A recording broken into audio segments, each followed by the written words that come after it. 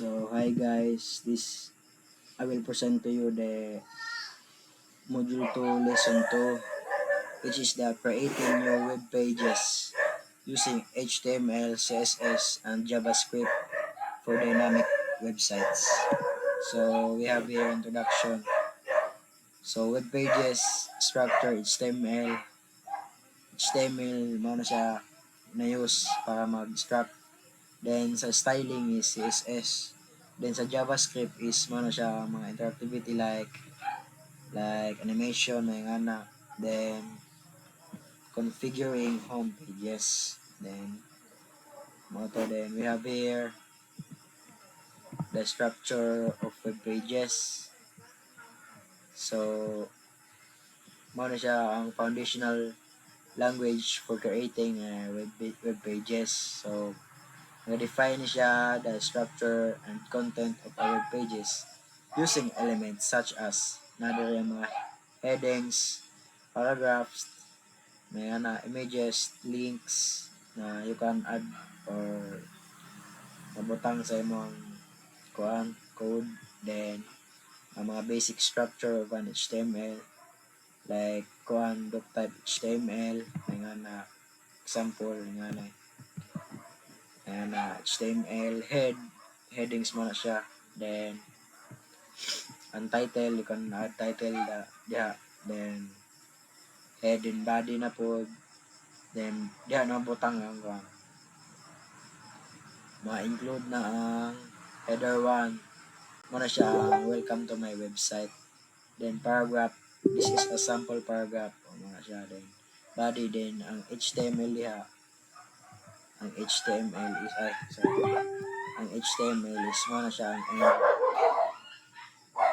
natay start then end. So na po dito sa CSS mo na siya ang nag-style. So CSS is separate ni siya ang content from presentation mo na siya. It is used to style the appearance sa HTML. So mga to CSS is use sa pang-style sa HTML elements. Then CSS allows for customization of fonts, colors, and also layouts and other design aspects of web page. So it helps separate the content sa HTML from presentation para ma-provide ng ato ang clean structure sa web development.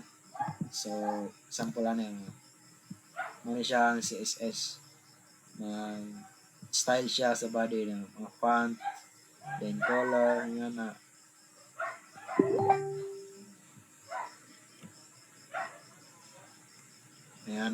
so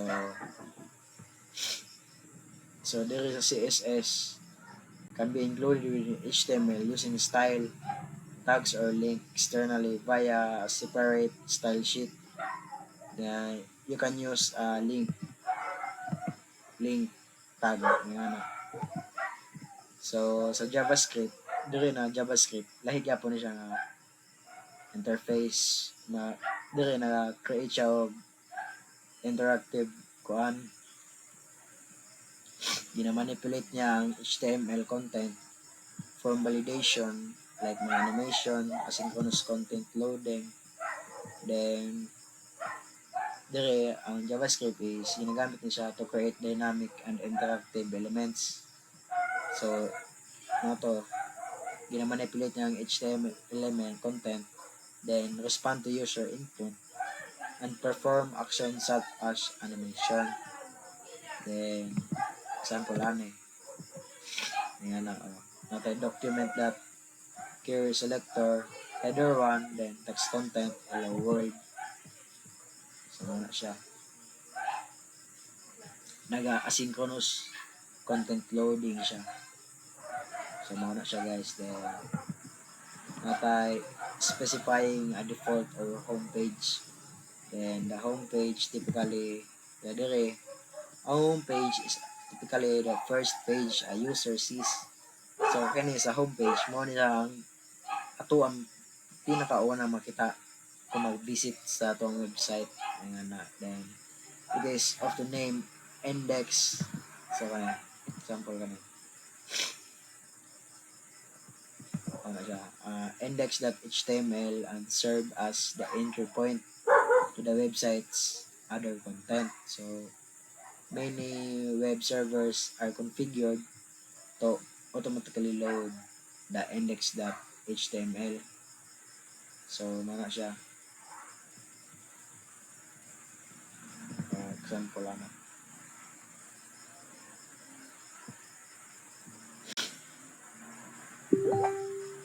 Then, we have configuring default page on web servers.